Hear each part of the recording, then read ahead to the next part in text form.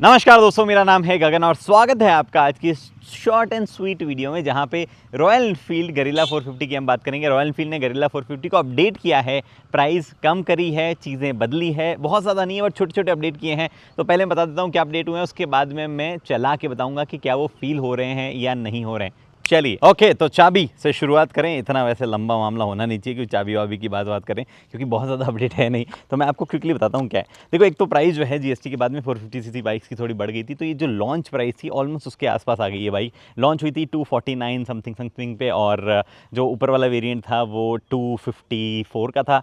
अब 249 पे lower variant और 256 पे जो ये वाला वेरिएंट है, एपेक्स वेरिएंट, ये खड़ा है। लोअर वेरिएंट में अभी भी पुरानी गरिल्ला की तरह हैंडल बार आता है, वही ऊंचा और वही आगे वाला।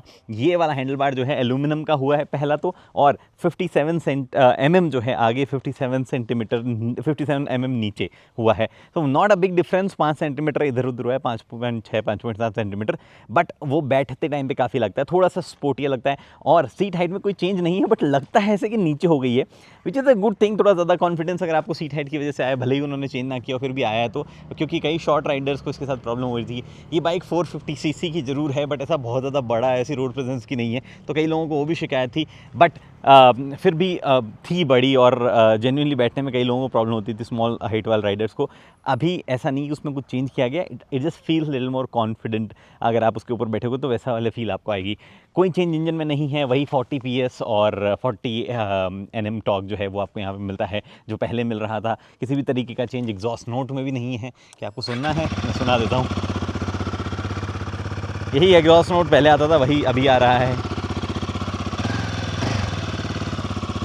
जो जो डैश वेरिएंट है उसमें आपको जो है अभी भी यही हैंडल बार वगैरह मिलता है, बट उसमें दो एक्सेसरी अब आपको मिलने लग जाएगी। एक तो हेडलाइट पे यहाँ पे प्रोटेक्टर टाइप, और थोड़ा सा कलर जो है टॉयलेट वाला अलग आया है, तो वो एक अलग चीज़ हो गई है। यहाँ पे आपके पास में जो एपेक्स वेरिएंट है, और बाय द वे डैश वाले में जो टायर है उनमें कंपाउंड में चेंज किया गया है, तो they are 8% more grippier, almost 17% more grippier in weight, तो वैसे वाला चीज़ है। बट यहाँ पे टायर ही अलग है, वेडस्टियन के टायर दिए गए हैं, वेडस्टियन सेंचुरो ST प्लस ये टायर दिए गए हैं। सेम साइज़ ज़रूर है, but these tyres are lighter. तो देखो, ये टायर थोड़े लाइट है, एल्यूमिनियम यूज़ किया गया, यहाँ पे लाइट है। रॉयल एनफील्ड ने कोई ऑफिशियल कुछ शेयर नहीं किया, बट आई बिलीव बाइक जो है वो भी उसकी वजह से थोड़ी सी हल्की हो गई है। मैं इसको चलाऊंगा अभी, और वहाँ पे ही सारी चीज़ें फील करना चाहूँगा। पुरानी वाली बाइक से मुझे ये प्रॉब्लम थी, थोड़ी सी स्टिफ सस्पेंशन थे, सस्पेंशन में यहाँ कोई बदलाव नहीं किए गए, और थोड़ा सा ना फ्रंट हैवी सा फील होता था, ऐसे एजाइल फील नहीं होता था। ऐसा लगता था कि चेसी तो जाना चाहती है, लेकिन वो बस रुकावट हो रखी है किसी तरीके से हैंडल बार वगैरह में। एक और चीज़ जो थी वो मुझे इसके पिछले इको और परफॉर्मेंस मोड से प्रॉब्लम थी। यहाँ पे अब स्ट्रीट और स्पोर्ट मोड दे दिया गया है, आप यहाँ पे देख पा रहे हो, स्ट्रीट और स्पोर्ट मोड। और रॉयल एनफील्ड का कहना है कि हमने स्ट्रीट मोड को थोड़ा लीनियर उस तरीके का बनाया है। मैं राइड ऑलरेडी करके आ चुका हूँ बाय द वे, और मुझे तब ये नहीं पता था कि उन्होंने यहाँ पे ये चेंज किया है, बट मेरा रिएक्शन जो है अभी राइड वाले पार्ट में रिकॉर्ड किया है, तो आप देखना कि क्या है। मुझे अदरवाइज ये स्ट्रीट मतलब जो नॉर्मल स्पोर्ट मोड है, जो परफॉर्मेंस मोड पहले कहा जाता था, उससे ऐसा लगता था थोड़ा ज़्यादा एग्रेसिव टाइप वो फील होता है। एनीवे, सो ये हैंडल बार थोड़ा सा आगे थोड़ा सा नीचे ये चेंज हुआ है, जिसकी वजह से पोजीशन चेंज होगी आपकी। किसी भी तरीके का चेंज पावर वगैरह में नहीं है, किसी भी तरीके का चेंज सस्पेंशन में नहीं है। रॉयल एनफील्ड ने कहा है कि जो भी है ऐसा ही सही है, हम लोगों ने उस पर अच्छे से टेस्टिंग वेस्टिंग करी हुई है, but you will feel much more confident because of this, you will feel much more fast corner में। तो ये चीज़ यहाँ पे हुई है। टायर्स इसमें नए हैं, उस वाली में टायर सेम है, बट कंपाउंड चेंज किया गया। भले ही वो सेम टायर आपको दिख रहे हो, बट उसमें जो सीएट के टायर आते हैं उसके साथ कंपाउंड चेंज होंगे। ये एपेक्स में टायर जो है वो नए हैं। अभी इसको चलाने का वक्त आया है, और चला के देखते हैं भैया क्या चीज़ें कैसी। और बाय द वे अभी कहाँ चलाने होता है, बहुत इंपॉर्टेंट अपडेट एक्चुअली ये किया है इन्होंने, जो मैं मिस कर जाता।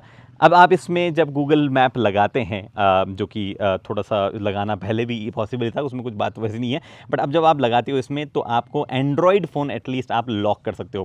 पहले ऐसे होता था कि आपका फ़ोन जो है उसकी स्क्रीन ऑन ही रहती थी, और अगर आप जो ऐसे मतलब स्क्रीन जो है वो बंद कर दो, लॉक कर दो, जैसे मैंने अभी किया, तो यहाँ पे जो है turn by turn navigation on हो जाता था, वो मिरर नहीं होता था मैप। अब मिरर आपको होगा एंड्रॉयड में, तो आईफोन में अभी भी नहीं होगा, जो एक एक्चुअली बहुत ही बड़ी अपडेट है। प्लस और भी कई अपडेट हुए हैं कि जो ऐप है वो सारे रीजन्स के लिए सेम रहेगी, जिससे आपको ज़्यादा फर्क नहीं पड़ना चाहिए वैसे। लेकिन अगर आप इंडिया से हो या कहीं और से हो, तो एक ही ऐप से सब कुछ एक्सेस होगा। और जो मतलब मैप्स है उसमें भी चीज़ों में कंट्रोल्स में फ़र्क दिया गया है। होम और ऑफिस के एड्रेस सेव करने का ऑप्शन दिया है, और अगर आपने बंद किया है, जब आप चालू करते हो तो आप जो है वहीं से आपका नेविगेशन वापस शुरू होगा, फ़ोन अपने आप कनेक्ट हो जाएगा। और उसके बाद में एक और चीज़, अब आप जीपी के फाइल जो है वो इंपोर्ट करके वे पॉइंट्स वगैरह सेव कर सकते हो इसमें। तो पहले ऐसे था कि मतलब जैसे आपने फ़ोन में डिसाइड कर लिया कि मैं यहाँ से जयपुर से रवाना होऊंगा, लद्दाख जाऊँगा, बीच में 3-4 जगह रुकूंगा, और फिर जो है इसमें फिर से अलग से सेट करना पड़ता था आरी की ऐप में जाके। अब आपको वो नहीं करना पड़ता है, वो फाइल आप इंपोर्ट करके ऐप में चढ़ाओगे तो यहाँ पे दिखने लग जाएगी, which is a nice update. तो ये 2-4 वेलकम चेंजेस हुए हैं। अब इसको चलाता हूँ। तो स्टार्ट करते हैं राइड की बात करना, क्या चेंजेस राइड वाइड में हो। देखो सबसे पहले तो स्टांस जो चेंज हुआ है वही सबसे बड़ी चीज़ फील होती है। मेरे को तो ऐसा फील हो रहा है कि ग्राउंड क्लियरेंस जो है वो कम हो गई, मतलब सीट हाइट जो है ओवरऑल वो कम हो गई, ग्राउंड क्लियरेंस उतनी है। क्यों फील हो रहा है आई डोंट नो, जबकि ऑफिशियली कोई चेंजेस नहीं हुआ। मे बी जो स्टांस चेंज हुआ है उसकी वजह से मैं थोड़ा आगे और थोड़ा नीचे की तरफ झुकता हूँ ओवरऑल, जिस हिसाब से मैं सीट का जो पॉइंट है जहाँ बैठता हूँ उससे पिवट करता हूँ, और वो चीज़ जो है काफ़ी कॉन्फिडेंस ला रही है। ये बाइक पहले भी एजाइल थी, काफ़ी लोगों ने बोला था, मुझे थोड़ी सी हार्ड लगती थी। फ्रंट जो है जिस हिसाब से स्टीयरिंग करता था मुझे लगता था कि थोड़ा सा लेस एजाइल है, थोड़ी और बेटर हो सकती है। और ये सारी चीज़ें सिटी में ज़्यादा लगती थी, हाईवे पे कम लगती थी। मैंने इसको स्पेन में चलाया था, और स्पेन में जो है कमाल लगी थी मेरे को। हालांकि यही वो बाइक है जिससे मैं गिरा भी था लास्ट टाइम तो मेरे अंगूठे में एक हल्का सा दर्द है आज तक, वो इसकी वजह से ही है। But that's a different matter. यहाँ पे जो है बात ये चल रही थी, एजिलिटी की बात चल रही थी। तो पहले भी लोगों को लग रही थी एजाइल, मुझे थोड़ी कम लगती थी, but now I also feel this is much much more agile. जो चेंजेस इन्होंने किए हैं उस वजह से आप फ्लिक करना थोड़ा सा इजी हो गया है इसको इधर उधर।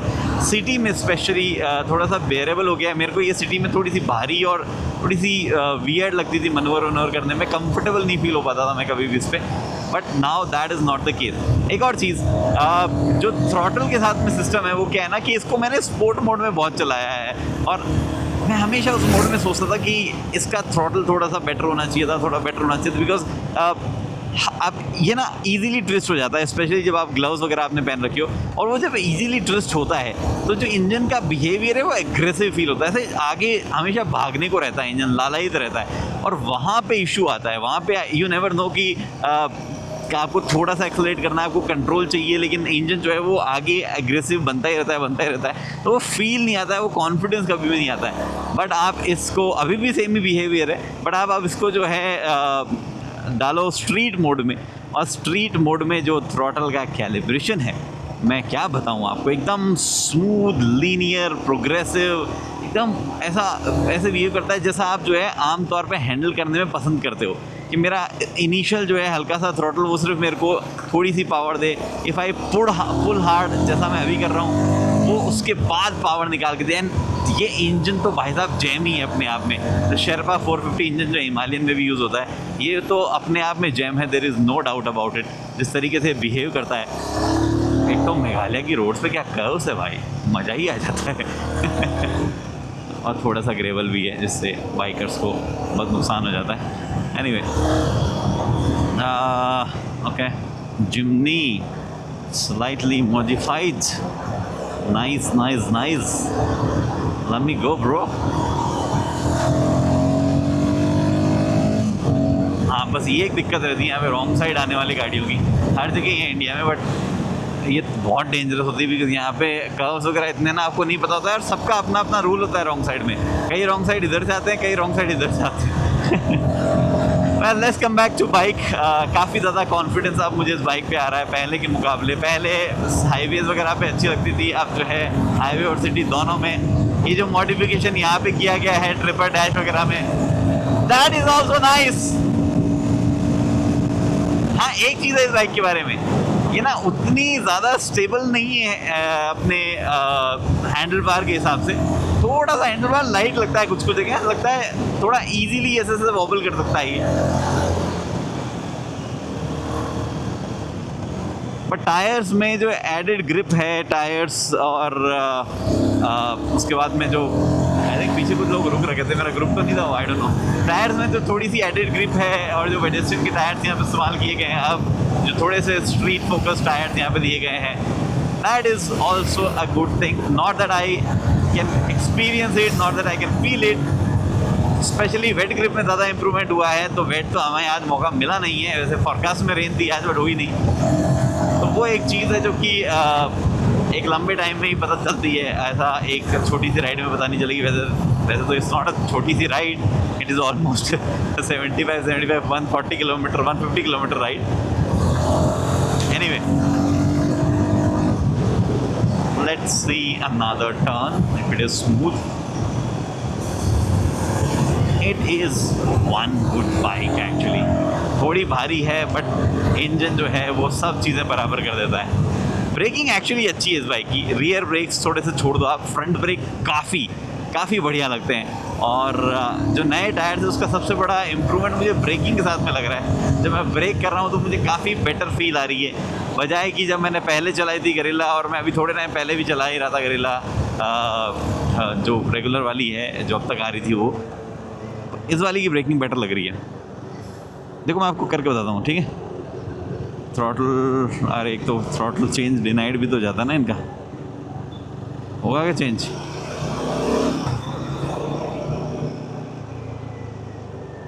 अरे ये ऐसे नहीं होगा थ्रॉटल मोड चेंज, मैं करके बताता आपको। अदरवाइज कि स्पोर्ट मोड में, हाँ आ गई एक्चुअली स्पोर्ट मोड में। ये देखो इट जस्ट, नहीं स्पोर्ट मोड में नहीं आई है अभी नहीं हो रहा चेंज, बट आप समझ गए होंगे मेरी बात कि स्पोर्ट मोड में थोड़ी ज़्यादा ऐसे एग्रेसिव टाइप फील होती है।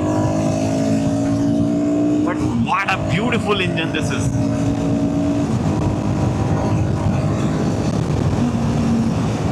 दो तीन चीज़ें मुझे लग ही रहा था जब गरिल्ला आ ही रही है, अपडेट कर ही रहे हैं तो चेंज कर देते। वही एक तो क्लच और गियर जिस तरीके से फंक्शन करते हैं, मतलब it's not smooth enough.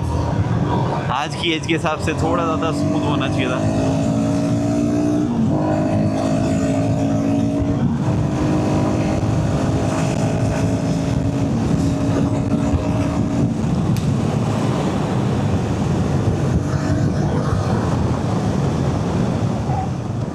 But this is a short and sweet thing about the Guerrilla 450.